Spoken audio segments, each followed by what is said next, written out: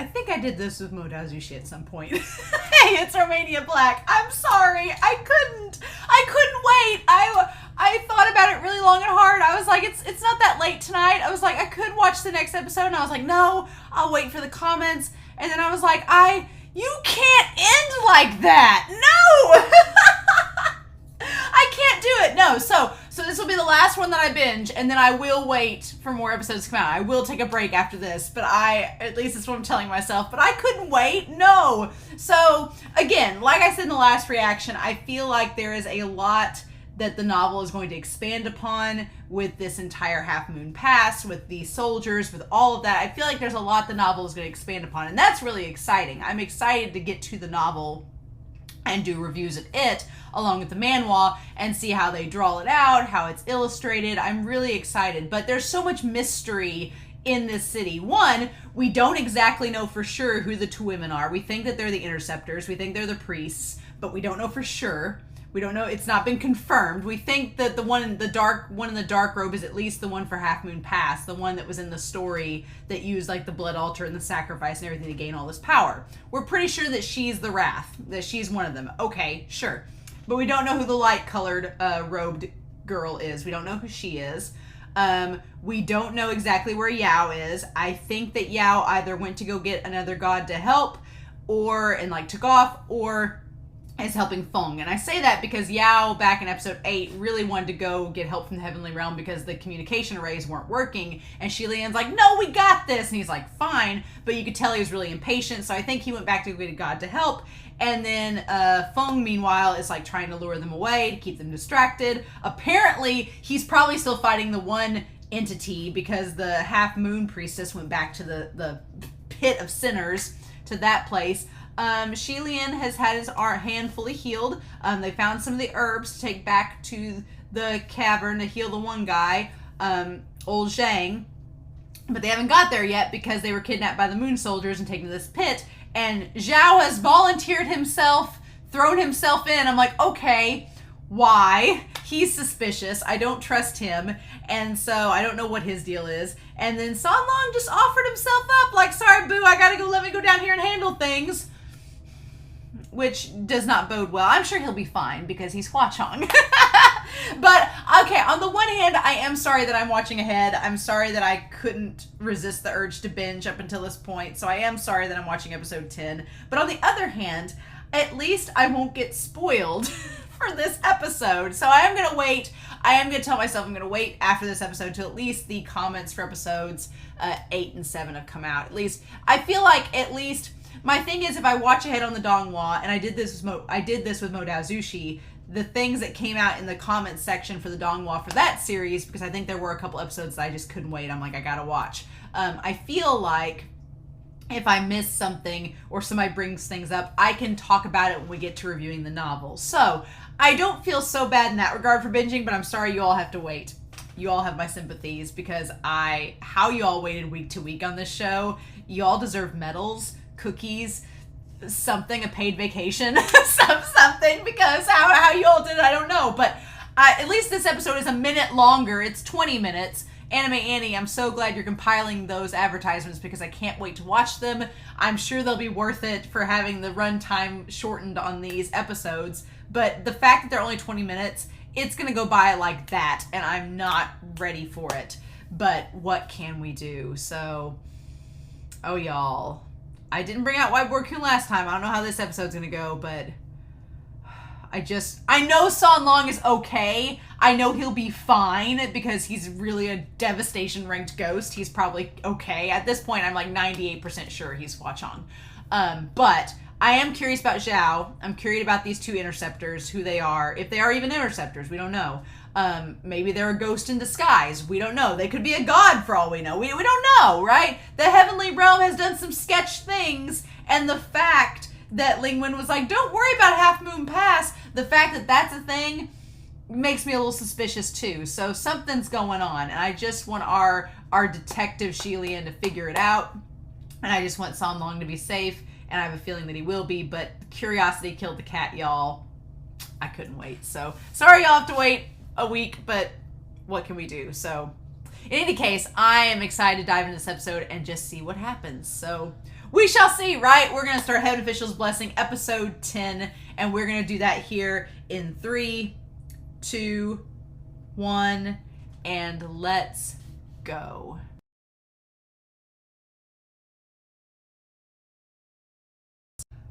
I regret nothing. I'm so glad in hindsight that I watched episode 10. I'm so glad. Not because I wanted to make y'all wait. That's not my intent. But I feel like having seen episodes 8, 9, 10, I can just imagine the comments are going to come out and be spoilery and then be like, maybe it's Hua Cheng. But now we know. It definitely is. It's Hua Cheng. It's been him all along. We should have all seen it coming. We probably all did. We were just in denial because we just wanted to make sure the show would tell us. But Xie Lian is the most oblivious cinnamon roll. I'm like, honey, it must be dark down in that pit. Because I'm like, can you not tell that it's him? You said he doesn't seem like he's breathing or his heart's beating. Gee, ghost hearts don't beat either. I kind of love it because it would seem really weird. I was comparing way back in episode 1 to like Corpse Bride and stuff like that, especially with the butterflies and the silver butterflies, and like Emily turns into the butterflies at the end. And in Corpse Bride, it's kind of weird because if you ship Emily and Victor, it's kind of odd because she's dead and he's alive, and it's like, well, that's kind of odd, right? How do we work that? But here it works because technically Xie Lian is an ascended god, so it's like a god and a ghost getting it on. It's totally fine. There's no laws of nature being wreaked havoc with this. I'm supporting it 100%. Xie Lian, and Xie Lian has a big thing that he says about that which we're going to talk about because he's the patron saint of all saints. But God, it feels good to have it out in the open and to be like, okay, it is Hua Cheng. San Long is Hua Cheng. Good to know. But my question is, where the hell is Zhao? Zhao was absent through all of this episode.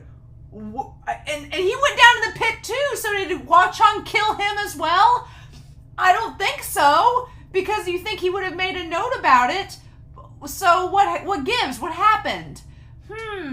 What gives? What happened in all this? I'm so curious. So very curious. But we need to watch this episode. I had to bring Whiteboard Coon out because there's lots of things at play.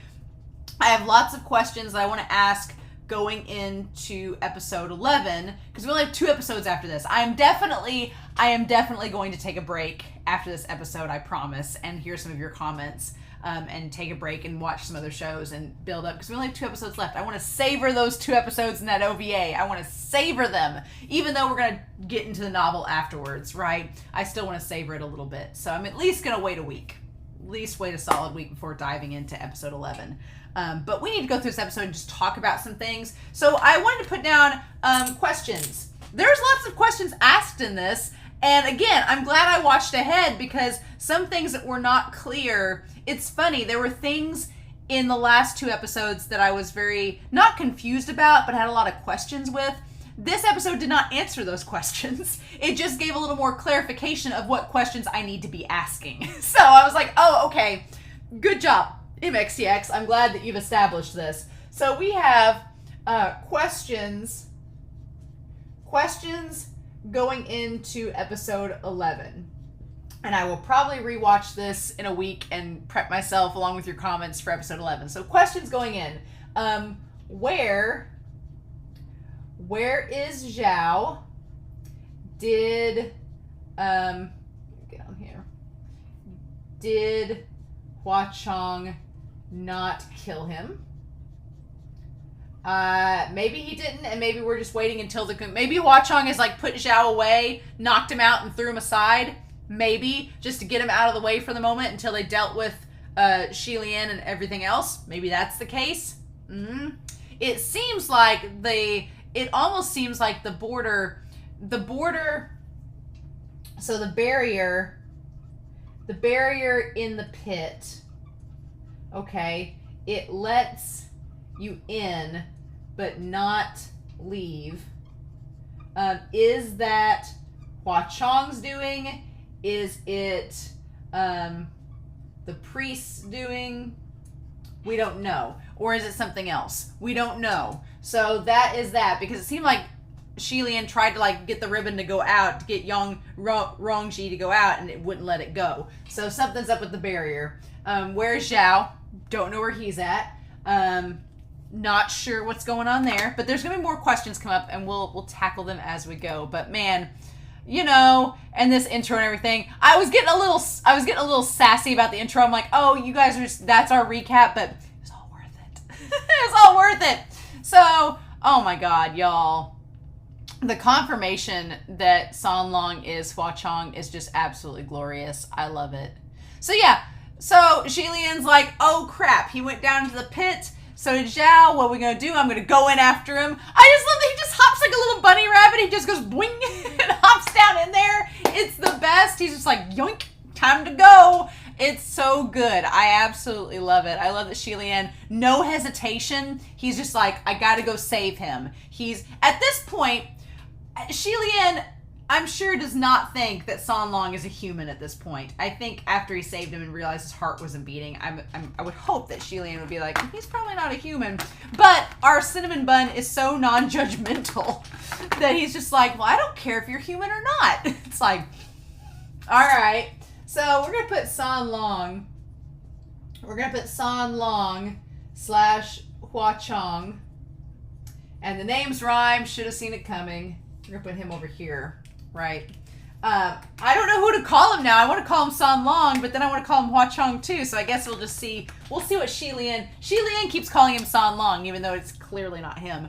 And we'll talk about that encounter. But yeah. So the General Kamo, he grabs him, you know, and I really like General Kamo. I really, you know, was kind of harsh on him last episode. I was like, oh, he's just this monster, this troll looking guy. But it's like, no. He's actually a really nice guy, and that's kind of the message of the story, right? Is we're getting that these ghosts, they're not all that bad. It's just what's drove them to this point, right? And he has this vengeance against the priestess that he thinks betrayed him. There's more to it than that, though. There has to be more to it. So we're gonna put the priestess over here, and I'm going to put evil in quotation marks, and what we know about her, right? Because I'm going to be like, what do we know about her? Well, we know that Kamo vouched for her and thought she was quote unquote good. And we know that she is biracial. She is Yongin as well as Bunyu, half moon, right? Okay, and she was abandoned. She was abandoned by her father, but we know from Sanlong that she was taught sorcery, and we assume that it is from someone from her hometown. So someone from where she's from, someone from the Central Plains taught her sorcery, taught her black magic, but it's from where her father's from, right? And when she came back to Half Moon Pass after being gone for so long, she had befriended the king with her talents, right? Which it's funny, it's interesting. She was kind of picked on and, you know, looked down upon in Half Moon Kingdom. You'd think that if her life was so rough there, why would she want to come back, especially after her mom had passed? What was there for her? So it would be easy for someone to assume that, oh, she's come back to get revenge on us or come back to smite us because, you know, we bullied her or whatever. It would be easy for somebody to like make that connection, but there seems like there's more to it than that. In traditional MXTX fashion, there's more to it than that, right? And as Long Wangji would say, and as Xie Lian would say, we don't know the full story, so we can't judge. Oh my God, I absolutely love it. Xie Lian, I've said this in the Discord on Twitter, but Xie Lian may be becoming one of my favorite MXTX characters because of just, he's so oblivious, but whereas Wei Wuxian is oblivious in like a manner, like, are you kidding? He's only oblivious when it comes to romance, Wei Wuxian is. Everything else he's pretty spot on with. Xie Lian is just like, like just like a puppy dog. I'm like, oh my God, cannot. And so Kamo was wanting to ask him about him being associated with the wench, the evil priest.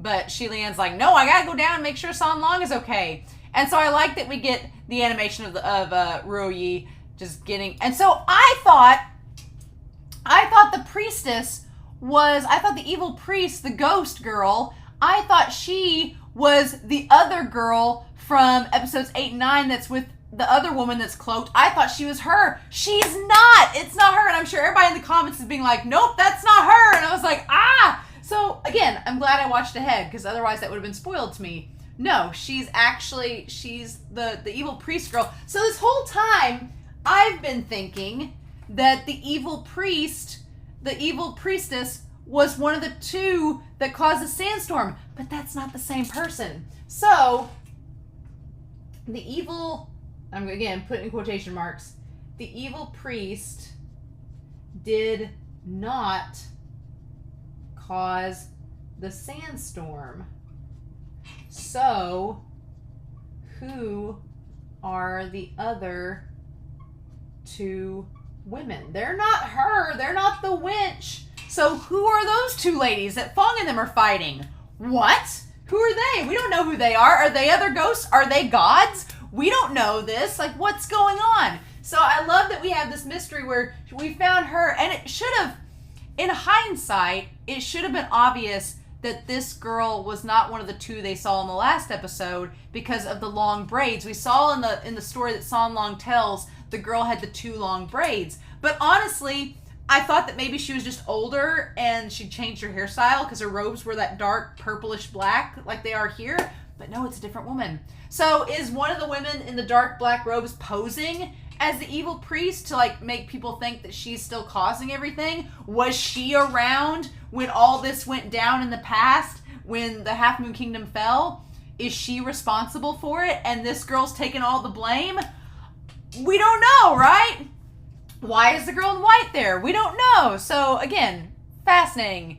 But yeah, this girl's different. And I love that her hood has the scales, right? It almost looked like, at first I thought it was owl feathers, but it's like scales from a snake. And that's when, and so they have her tied up, but she breaks through, right? So why was she tied up there? Why was she tied and then she gets out? Okay, and she seems like she's going to help him. Like she's going to help Kamo. So what's the deal? So, okay, she comes down, but then she goes down, but then she's like stops the other guards, right? She like uses her powers and whirls past all the guards, okay? Interesting. And I don't know, I'm trying to look here to see if she actually kills them. She uses her magic and she knocks them all down, right? Okay, but she knocks him into the pit where Hua Cheng's killing him. So she goes through and just like knocks them all out. Okay. And they all don't like her. So, and Xie Lian's like, I don't have time for this. Interesting. And he drags him down with him. Okay. So, other question. Why was the priest tied up? Because, yeah, from the last episode, it looked like she was just on the precipice there, like, watching over, like, this was all according to plan, and she was, you know, watching over them getting thrown into the pit. But no, she was tied up there like a victim, too. So what's the deal with that? How's that work? We started to get answers in this episode, and then we were cut short, and it's like, no. So, okay. All right, so let's go down here. So Xie Lian going into the dark, and it does show that it gets dark. So, yeah, it can be that it is hard to see. And so he decides that he's going to throw the bandage up there. Xie Lian's like, okay, I'll throw the bandage back down so I can get out to Ruoyi. And then it does not work because there's a barrier. But now the barrier, again, is the barrier, it's silver, so is it connected to the butterflies? I feel like there was a moment where the barrier happened later down in the pit that made me think that was maybe made by Hua Cheng, but we'll cross that bridge when we get to it. But he can't escape because there's the barrier. And he's like, oh no. And then that, of course, is when we see, I want to like do a play-by-play. I want to slow this down to a play-by-play to be like, are you joking? Because there is suddenly like, there's a flash of silver and there's the silver like crinkling of the bells that are on his boots. So we have the silver, And then we see, yeah, so those robes that were San Long's, like the belt and everything, he does like a Sailor Moon transformation here, right? And then he quickly grabs Xie Lian. Yeah, grabbing him bridal style. Xie Lian's like, oh, what, really? And just happens to land ever so elegantly like a frickin' dancer.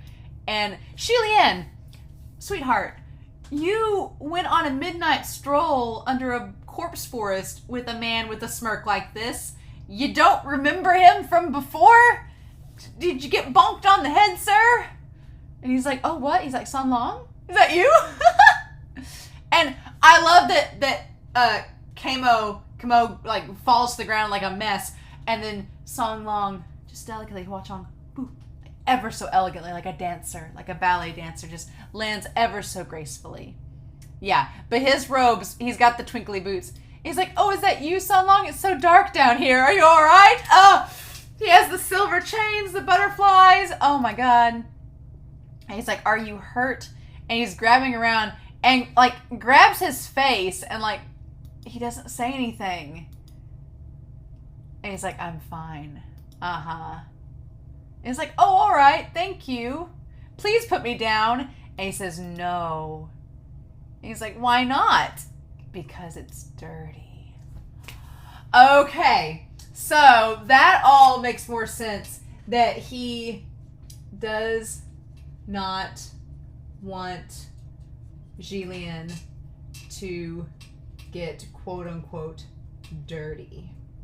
Again, if we're tying this whole thing about reverence, and that San Long is like reverent of Xie Lian and like worships him and the ground that he walks upon, then he just massacred an entire pit of these ghosts. So of course he's like, I don't want my beloved to set foot on this dirty, hollowed ground that's like nasty and blood covered. He's like, no. It also makes sense why he was like dusting off his shoulders, why he didn't want Xie Lian to get dust on him earlier. If he doesn't like getting dirty, then, and that would also tie to if he was a kid and worked like maybe as a servant, that maybe the idea of, it's kind of like, there's a series called Attack on Titan, and there's a character in that series that I won't say who it is because it's kind of spoilery if you've not watched the show. But in that series, there is a character that he grew up kind of in an underground scenario. And in the underground, his living conditions were really nasty and disgusting. And because of that, he's like a neat freak. Like he hates dirt, he hates germs. He like constantly wants to clean things and make things orderly. And a lot of people theorize that it's because he grew up in that very unstable, gross environment, that now that he has control over, the things around him in his environment, that he wants to make sure it's not like that. So that kind of strikes me with San Long with Hua Cheng here, that he wants to control, he's able to control the environment now, so he does not want all that nastiness around him or anybody that he cares about, which is Xie Lian. So, of course you can't see his eyes. You can't see if he's got the one eye or not. You can't see, but he looks quite different. And he also looks like he's struggling to keep it together. Old Hua Cheng's like, I'm holding my beloved, I'm keeping it together, it's fine. And Xie Lian's like, what's going on? Oh my God. And then, of course, I'm sorry, that's getting a photo of it right now. It's probably going to be the thumbnail, is of them, of Hua Cheng holding him and Xie Lian like cradling his head in his hand. I'm like, stop. Just, I've waited for this like all season, and I was like, if they're gonna do it, if they're gonna give us a reveal of Hua Cheng, if he is San Long, I was like, they're gonna do it around episode 10 or 11. I'm like, they're gonna do it. If it's gonna happen this season, it's gonna happen around episodes 10 or 11, because usually you have your penultimate episode and then you have your finale, right? And your finale kind of wraps things up and gets you excited for the next season. It cuts off loose ends, whatever. And they still have 2 episodes to go. So we could at least get enough info in the next 2 episodes to tie things up with this storyline, with the priestess and stuff. We got a good set of info dump in this episode, so we could totally wrap things up, I think, by the end of that season and prep for whatever the next adventure, whatever that's going to look like. I don't know. I mean, at this point, I'm excited because I'm like, I have no clue where the story is going, and it's a long story, so there's lots of possibilities, right? But I was like, if he's gonna reveal himself, it's gonna be in this episode or the next, and that's why I couldn't wait. I was like, I needed to watch ahead and see, and I was highly rewarded. But he reaches for the pulse, like he puts his hand by the neck to like check his pulse, and he's like, oh. He was like, oh, and then he was about to say something, and that's when Kimo says, what happened to my brothers? He said, who murdered you? Who did it? Yeah, and there's just like blood everywhere, bones. Just, they've been like all struck in the, like instantly in the chest and the stomach. Like instant one hit kills, all of them. Yeah, all of them dead. Okay. And then I love that Hua Cheng just like adjusts carrying Xie Lian. Xie Lian's like, oh god. Like, imagine getting carried bridal style by your man who just happens to be the most powerful ghost maybe in the entire ghost realm. Where can we find them? But yeah, he's like, oh. And then he's like, he's not breathing and his heart isn't beating. So he's a ghost. Old Hua Cheng's a ghost, my friends. So he is in fact a ghost. Possibly, and by possibly I mean probably of devastation rank. Yep. And is freakishly strong. Which I guess if you're a devastation ghost, then yeah, you probably won't be able, this is probably not a big deal for you. And so then we have, well, first Kamo is like, I want my brothers back. I want you dead. And Hua Cheng's like, yeah, Kay, you guys were already dead. And he's like, oh, watch out, San Long. He's like, just ignore him.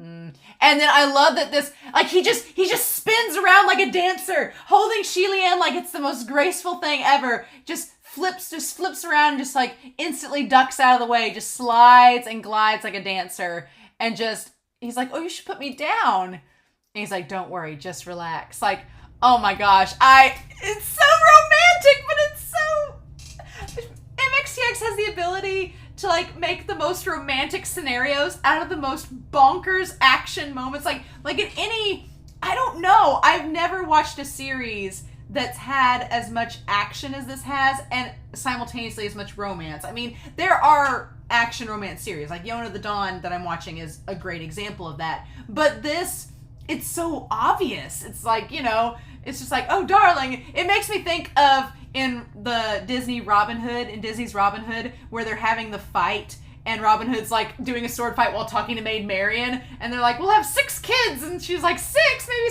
7, and like they're both fighting at the same time while having this banter. That's what it reminds me of, except Xie Lian is Maid Marian. Oh my gosh. And then yeah, we just don't see him. And then yeah, he just flies up into the air with his dangly boots, and then he flies up with those dangly boots, and like a butterfly, just boop, just boops Kamo, and that boop like knocks him the frick out. Like that's all it took. It was so easy for him. And Xie Lian's like, you can't keep carrying me. Like, he's just so freaking innocent. He's like, you can't keep carrying me. And he's like, why not? Hold on tight. You swoon! Swoon! He's so freaking cool. We're only 10 episodes into this series. We're only 10 episodes in. We're barely through the first of 5 volumes of this series. Barely a fifth of the way through. And Xie Lian and Hua Cheng, they're great. Wanji is my favorite character in Modazushi. Wanji is my favorite character. And so far, Hua Cheng seems like this insane mixture of the Yiling Patriarch and Wanji. If they were fused together, you have just like the wild, like powerful presence and charisma of the Yiling Patriarch when he's like on his game, without all the angst and sadness yet that we've seen from him, mixed with like the utter devotion and like sweetness of Wanji when he's with someone that he loves. And it's like the best combination. It's like the best of both worlds. I'm like, it's amazing, and I kind of love it. So there's that, right? So there's that. But yeah, so Kamo is like, he's still on this thing about how you killed my brothers and it's unforgivable. and come out. And I'm like, well, your brothers were already dead. But again, it's kind of similar to the whole, like, the face from the last episode where he was convinced he was still human, even though he clearly became a ghost. And Kamo kind of acts like that too. He still acts like him and his brethren are alive, even though they're ghosts, right? But they talk about the whole thing with their death later, so that makes a lot more sense. Because at first I think in the reaction I was like, well, you're already dead, but when he talks about their deaths later and them going into the afterlife, it makes more sense. We'll talk about that here in a second. But yeah, he goes to attack him, and San Long, like, just the smirk. And see, there's that barrier. So San Long, all he does is just Mr. Smirk indeed. He is Mr. Smirk. He just sits there being like, well, you can try. And then we have that, it looked like the barrier. So it looked like the barrier that was above, right? So maybe San Long made it. I don't know. But it forces him back. And no, it's the knives. So he has just like a bunch of knives. So he has flying daggers. I'm all for it. So he has flying daggers as weapons. Okay. And he very much has moves like a dancer. He's very graceful. He's surprisingly graceful. Mm-hmm. But yeah, Kamoa's just like, well, crap. And then even the daggers have little silver tinklings with it. And he's just spinning around dancing. It's while holding Xie Lian bridal style. It's the most amazing thing. I kind of love it. I don't know how when they do the live action you're going to have some arm strength, my friend, or they're going to do a lot of cuts and edits and he's just fighting back with his feet. Like he does a lot of fighting with his feet and legs. Okay.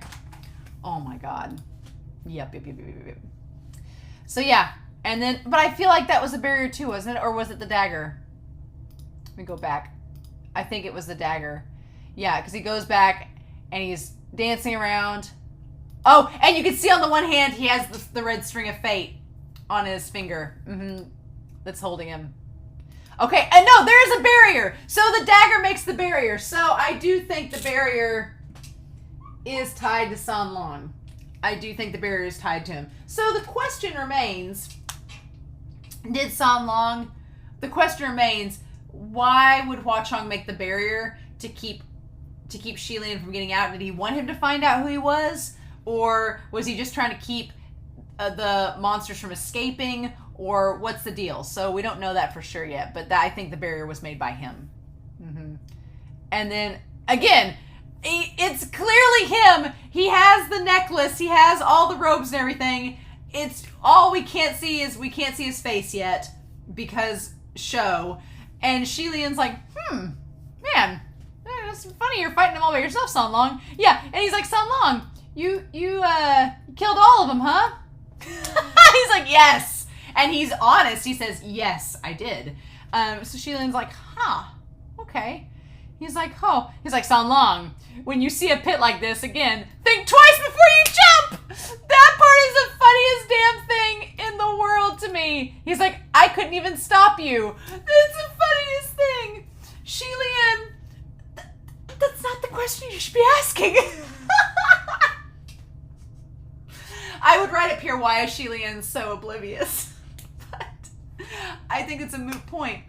I love that he's like, so you killed all of these men, human. Sure. At this point, I'm like, Xie Lian knows that San Long is not human. At this point, the cat's out of the bag. I'm sure Xie Lian knows that he's not human, that he's a ghost of devastation rank. I'm sure he's convinced, or at least he's not human. I think he's at least convinced of that. But I just love that you know, when you said something like that, he's like, did you kill all these people? And Hua Cheng says, yes. I'm sure Hua Cheng was thinking, okay, he's going to question who I am. He's going to question my past. He's going to ask who I am. And he's like mentally preparing himself. And instead Xie Lian's like, don't jump like that again. Like, just completely avoids the question. It's so freaking cute. And I love it. Oh, Hua Cheng, I just gotta get a picture of that. He's so done. Hua Cheng is so done with him. He's like, are you freaking kidding me? He's like, I didn't know what to do. So Xie Lian, I'm gonna put our boy Xie Lian over here. Good for our boy Xie Lian right here. That Xie Lian, he did not know how to help or protect.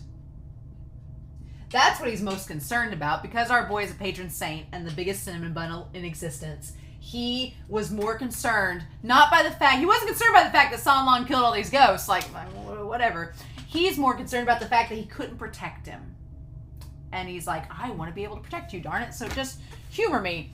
And then Hua Cheng, him saying, don't you have anything else to ask? And Xie Lian's like, what else do you want me to ask? I'm just like, Xie Lian, no! Ask questions, damn it! And he's like, for example, whether I'm human or not. And Xie Lian's like, well, I don't. And yeah, because San Long, he's had this. It all kind of makes more sense now that he's had this guilt with him the last several episodes. Like, he seems like he's been guilty around Xie Lian, and it's probably because he feels like he's deceiving Xie Lian. He's like, oh, I'm trying to convince Xie Lian, this guy I like, that I'm something that I'm not, right? He's like, it's something that I'm not. And he's like, I feel guilty about it because I want to tell him the truth. I'm like, I don't know why he can't tell him the truth unless it's extremely complicated. I'm gonna say it's probably extremely complicated, but it almost seems like he is afraid of Xie Lian knowing the truth, whatever that amounts to, right? And so the question is with that, asking why does San Long Hua Cheng seem guilty? Like, I just said kind of my thoughts about it, but I feel like there's more to it, and we just aren't ready to know that yet. But this line here, where Xie Lian says, I don't think I need to know. And he's like, oh? He's like, why? I love that when he like leans in closer, he's like, why don't you need to know? And it's very, very suave. And he's like, because getting along well is what matters most in friendship.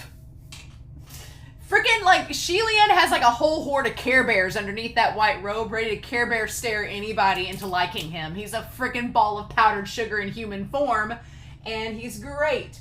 So, his answer to that is saying that getting along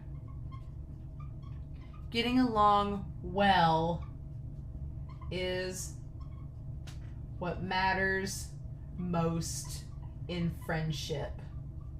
Okay. Which is great. I don't disagree with that. And so then he says that, I love this. He says, not your identity. He says, if I like you, I would like you even if you're a beggar.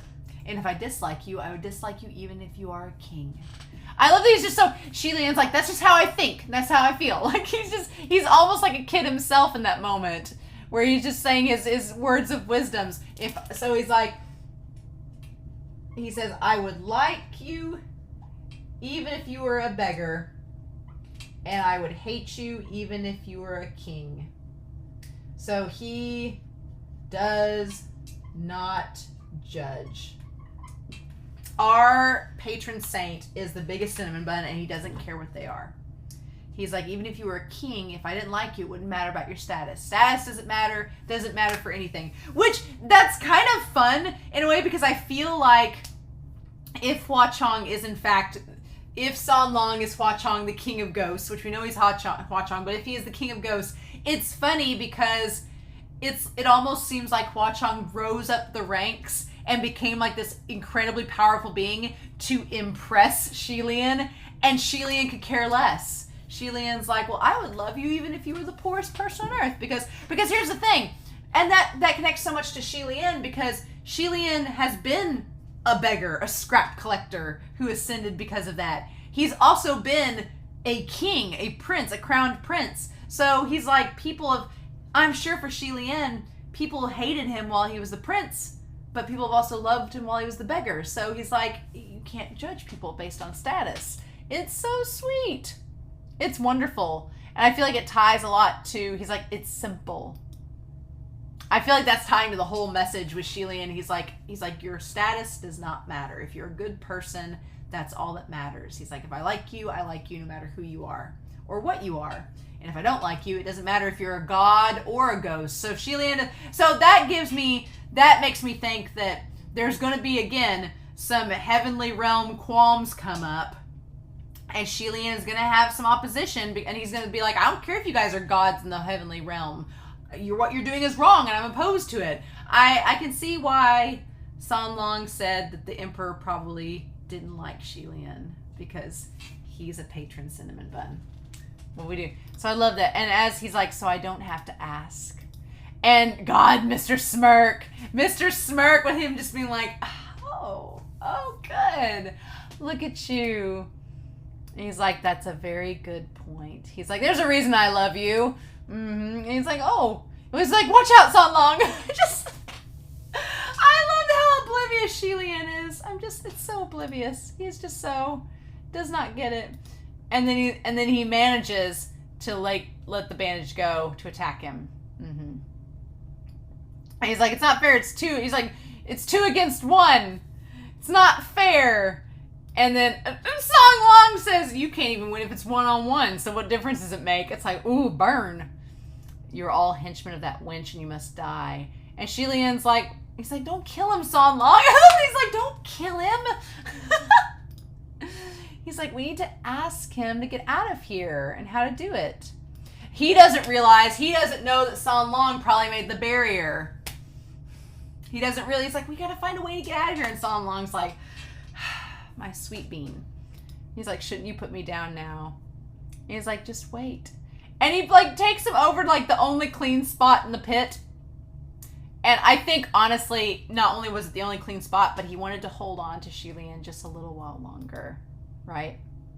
Wanted to hold on to him, and he's just smirking the whole time. And I kept waiting for Xie Lian to put 2 and 2 together and to be like, huh, you smirking and leading me along the way kind of reminds me of us going through a corpse forest with the blood umbrella. Oh my God, he is. I realize now why Feng and Yao are so concerned for him. I get why they're worried. They're like, oh my God. Which Xie Lian does not think he's anything but San Long, so as far as he knows, and he gets on solid ground again in his little moon boots, and he's like, oh, thank you very much. And then, of course, as soon as he moves out of range and looks up out of the pit and be like, how can we get back? Then San Long shows back up. We get to, okay, so where they were at in the pit was in the darkness where he couldn't see San Long. He was in the darkness where it was just out of range of the moonlight and he couldn't see. Oh, you are so clever, San Long. So clever indeed, Hua Cheng. That now when he comes in the moonlight, he transforms back into San Long so he's not suspicious. How about that? And he's like, oh, hey, you're there. So I wonder if the others are all right. And his outfit, isn't that much different than Hua Cheng. It should have been a big giveaway, right? He's like, I wonder if they'll be thrown in the pit by the ghost in black too. So yeah, so we do establish that the priestess is a ghost. So she is a Wrath level, as far as we know, ghost. Okay, so she's a ghost in black. We don't know about these other 2, if they're ghosts or gods or whatnot. We don't know. Not been told to us yet. And then, and then Xie Lian's like, oh my gosh. And San Long's like, didn't I tell you the floor is dirty? And by dirty, he meant the floor is covered in corpses. Just so you know. It's my nice way of saying that. And Xie Lian's like, oh. He's like, oh. If you work for that wench, all the ghosts of our kingdom will haunt you to death. And Xie Lian's like, we don't work for her. He's like, General Kamo, who are you talking about? We are just as oblivious as the audience watching. Yeah. He's like, the Imperial Preceptor. Aren't you working for her? Because, yeah, in the last episode, it seemed like they would all be working for her. And that was the big question that was brought up, is like, if they're not working for her, what's the deal? But he, like, spits. And he's like, I will never pledge allegiance to her again. she has to pay for what she did. And Xie Lian's like, well, wait a minute. He's like, yeah, Song Long killed your brothers. She probably shouldn't have done that. And then, yeah, Song Long's like, I killed him. He's not involved. You can answer his questions before fighting me. And it's like, And he's not going to let him do it. But he's like, don't get me wrong. He's like, no. And I like that Xie Lian, he, like, tries to go forward and Song Long, like, stops him, but he keeps talking. He's like, we're here to get rid of her, too. So how can we be her henchmen? And he's like, well, if you don't work for her, then why did you kill my men? And Song Long's like, well, because they were threatening the man. Xie Lian's like, well, you threw us down here. We had to protect ourselves. And then he's like, well, bullshit. You jumped off yourselves. And I love their faces. Yeah. Because, yeah, that is true. They did volunteer to jump. So it would kind of be suspicious if they did. But now the question is, where is Zhao? He jumped down too, didn't he? So what's the deal? Or did he not jump down? Did he not jump down? Did he actually get thrown into the pit and jump down? I thought he did. Or did he just get thrown aside? I thought he got thrown into the pit, but we haven't seen him, right? But yeah, that cat face that Song Long makes, that little cat face, with the eyeliner, yep. And Xie Lian's like, well, shit, we did jump down here, so that would kind of seem suspicious if you didn't know. And he's like, all right, he's like, yep, since we're all stuck here, before we kill each other, let's have a truce. And I love that the monster's like, that the general's like, okay. I just love in this show, MXTX has a great, she does this in Mode Azushi too. I think of Mode Azushi in like the most gentle hostage situation possible in a fiction. But MXTX is like, let's have some reason in this. It doesn't have to all be balls to the walls battle. Let's have some negotiation and some downtime, okay? And get some exposition, right? I like that she's not afraid to do that. She's like, no, this is just what we're going to do. Why do you resent the Imperial Preceptor? And he's like, well, there's a story behind it, but... And then, yeah. And so then Song Long says, for the sake of your men, answer his questions. And it seemed like the general was thinking about talking at first anyway. And so then when Song Long says that, he's like, well, they're already dead. So thanks to you, how can you threaten me with that? And he says, oh, well, their bodies are still here. And he's like, what do you want? He's like, it depends on you. He's like, people of the Half Moon believe that the state of the body at death dictates the state in the next life. So, do you want them to be reborn healthily, or... And it's just like, oh! So, yeah, Song Long's like, so, how do you want this to go? And the funny thing is if he's a ghost and Xie Lian we know is a god, then they kind of know about the afterlife. So, that's interesting that he plays that card against him, right? It's like, oh, he's like, oh, you. And then, oh, and Xie Lian has a moment where his vision blurs. I don't like that. Like, he's getting a little weak there. And he's like, oh, it's okay. Like, his vision gets a little blurry. And I'm like, I don't like that. And Song Long kind of holds him. So, I don't like Xie Lian having these moments of powering down. I don't like that at all.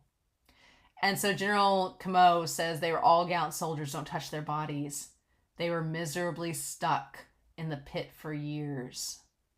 And now that they're finally set free, I can't let anyone insult them anymore. That's really sad. Like, that's really sad, because he's like, they were all just trapped in this existence for hundreds of years, and now they've finally been set free. You know, don't insult the dead, the double dead. It's like, oh, it makes you really feel bad. MXTX in the story is making you feel really bad for the ghosts, right? I felt really bad for Shanji.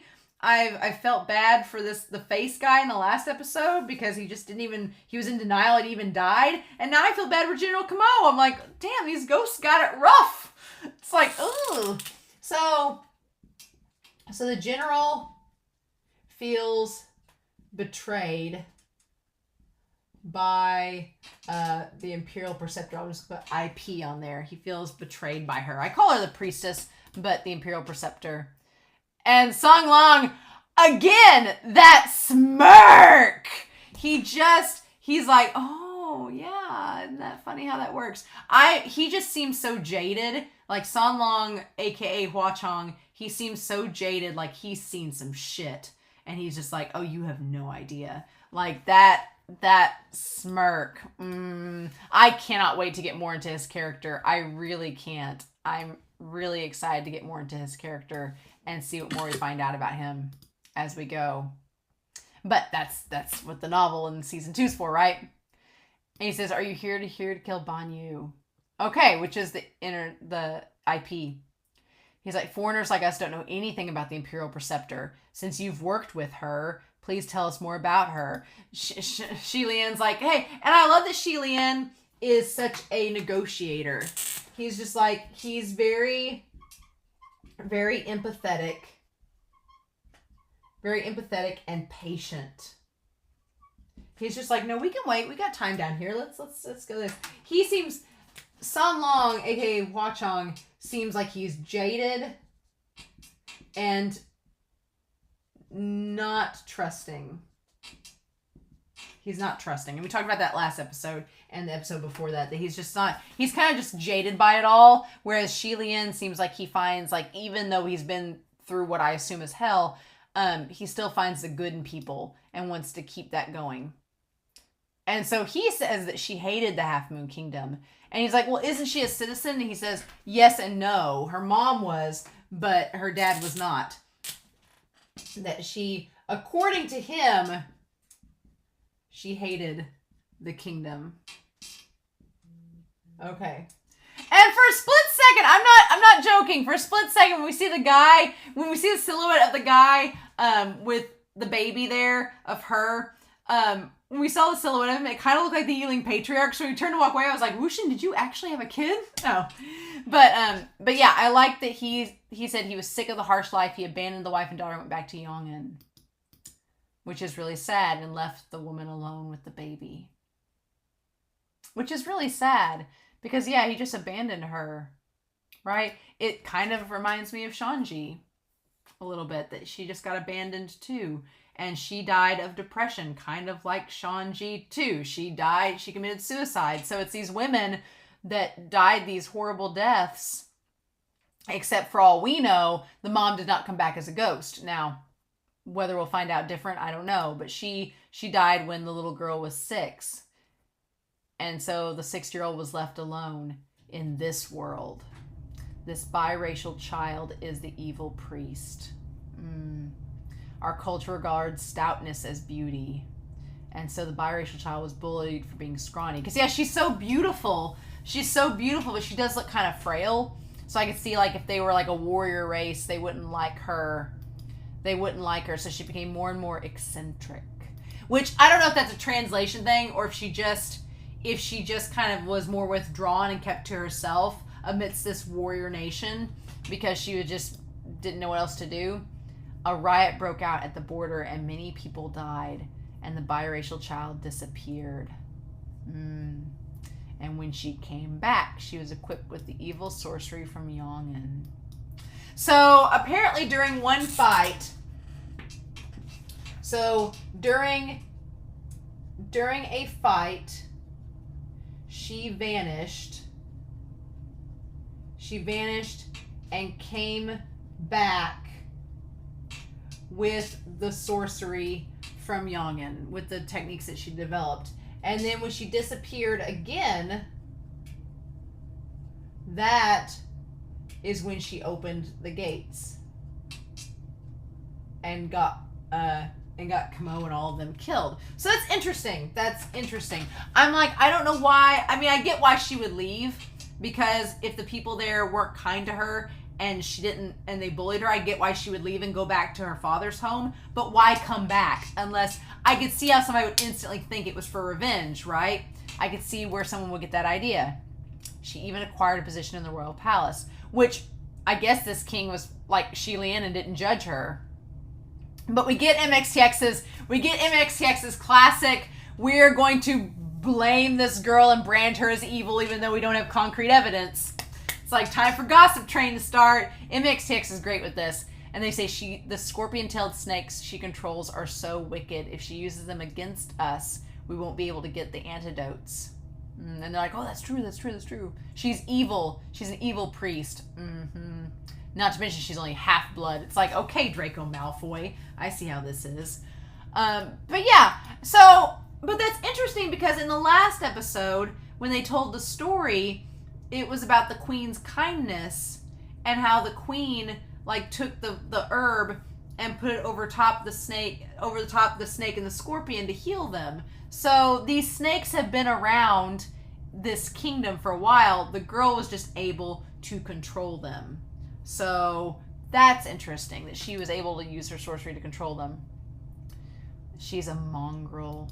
Wow. So wonderfully racist of you, sir. So I feel bad for her because she's had all this prejudice against her. Right? She had this prejudice against her.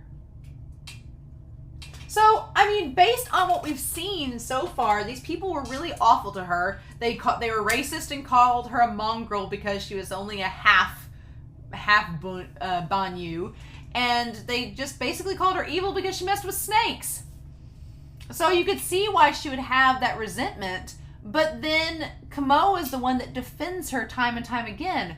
So why would she betray him, right? And it seems from the cave thing that she is kind, right?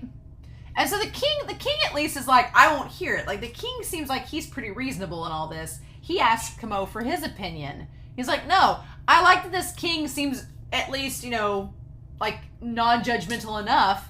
And we also see that Kamo looks pretty much like he does in ghost form. He's just not dead there. And he says, out of pity, I begged for mercy for her. And he asks her to follow him. And she doesn't seem mad at him or anything. So I'm curious. Like, they have this battle in the cave. And she's there with all the soldiers. But she looks disgruntled. Right? And so I guess she's mad. So they wiped out the desert bandits. So I guess she's mad or upset because they killed all those people, and maybe she didn't want any bloodshed to happen. So here's the thing too: did she view them all as just bloodthirsty guys because that's what she was used to seeing while traveling with Kamo and the others? But so maybe she was like, you guys are all just monsters. You don't deserve to live because you've just killed these people over and over again, these bandits or whatever. I don't know. But then she saves the guys and takes the bodies back that were stuck in the sandstorm. So there's this sandstorm, okay? The sandstorm, they're in that cave with the snakes, right? That seems like the cave where the snakes were from. So, okay. So the question then is, the one that caused the sandstorm, is it the two women that are working together? Is it one of them, the one in the dark robes? Is it her that caused the sandstorm? What's the deal? We don't know. But the point of the matter is that they got all the guys out, and then I like that we see some continuity. We see the guys that were in the ghostly state that were killed earlier. We see them in their human form, like their alive form. That's really cool. And then we cut to her, and she has like the bloody hands and everything. Like, she clearly got hurt saving these guys, right? She got hurt saving them. And so they all run to her.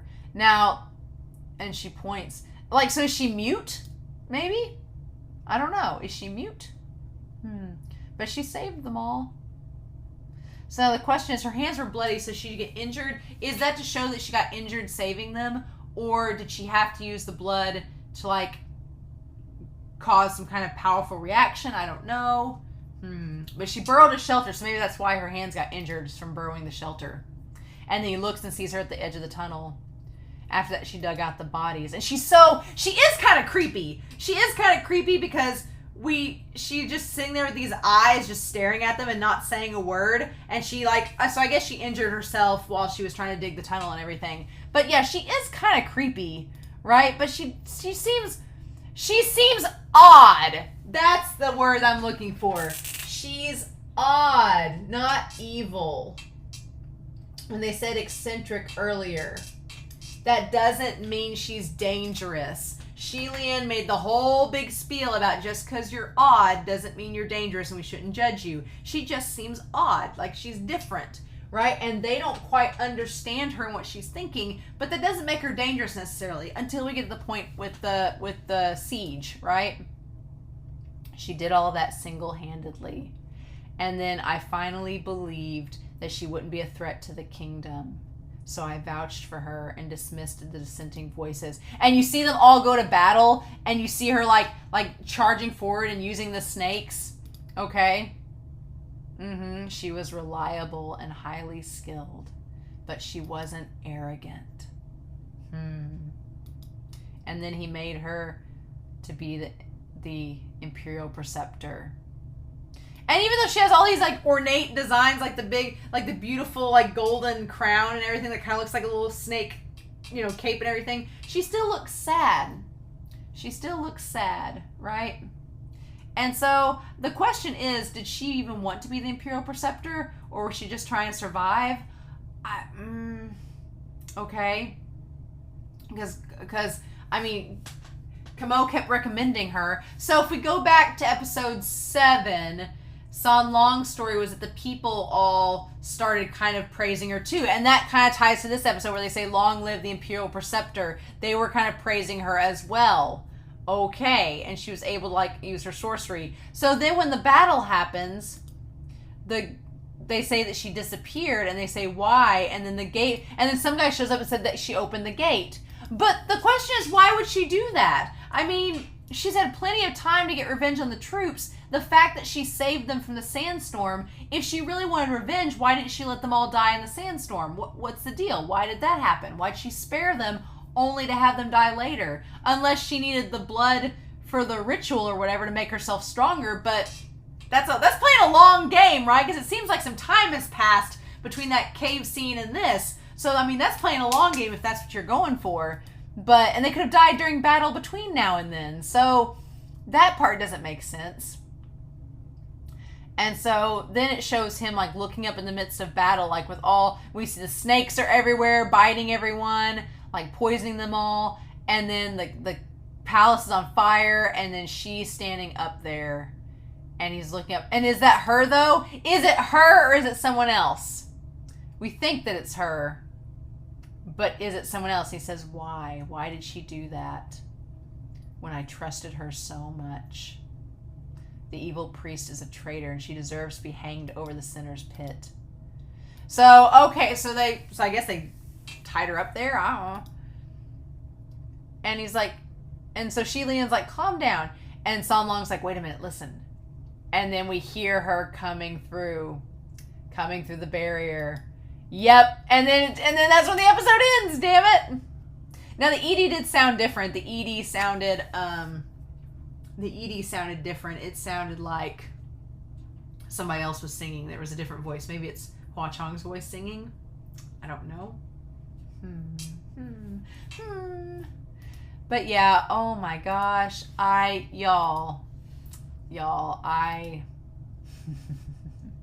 so glad I know it's Hua Cheng. I'm so glad I know now. I feel like I'm not spoiled. I feel like I'm like, okay.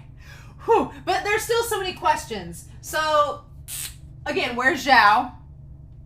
Where is he? Is he alive? The barrier, I'm pretty sure at this point Hua Cheng made the barrier. Who are the two women?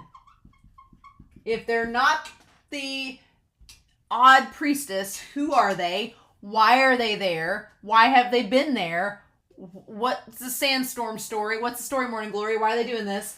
Why does San Long, Hua Cheng seem guilty around Xie Lian? I'm sure that's like long game stuff. We'll find out later. Why was the priestess tied up at the beginning when she easily got out of it? If those guys tied her up, why did they tie her up and not kill her? We don't know that. Is she trying to protect get here Kamo or stop him? Because it seemed like she was trying to protect him at first up there on the ledge, but then she was getting rid of all the other soldiers, so that doesn't make sense. So what's the deal there? What is the rest of the story? What is the rest of the story? because there's parts being left out. We aren't getting the full picture, right? It's getting there, and I feel like by the end of this season, at least with this story, we'll get the full picture, or at least most of it. But there's parts that we're missing that I'm hoping episodes 11 and 12 will answer for us, maybe. And then, where is Feng? I'm assuming that Non-Feng is still battling the one woman. And then what about Yao? I think Yao went to the Heavenly Realm to get help from Ling Wen, but we don't know that either. So, I don't know. So there's a lot of questions with this episode. I'm really, really glad that we're finally here, that we can talk about Hua Cheng and not feel spoilery. I still am curious about the whole San Long deal. And if Xie Lian by the end of the season is going to figure out that it's Hua Cheng or not, or if he's still going to think he's San Long. That's a big question too. Is Xie Lian going to still think it's San Long?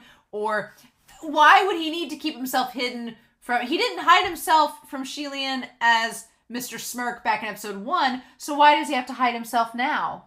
Unless he suspects that someone from the Heavenly Realm might show up, and then he'll need to be hidden as San Long. He doesn't want Xie Lian to say anything. Not that he would, but it's very curious. So there's still lots of questions that still need to be asked, and I'm going to be real curious to see if they get answered or not in the next 2 episodes, but I am going to wait. I couldn't wait for this episode because episode 9 was such a damn tease. How dare they? This one, I was like, okay.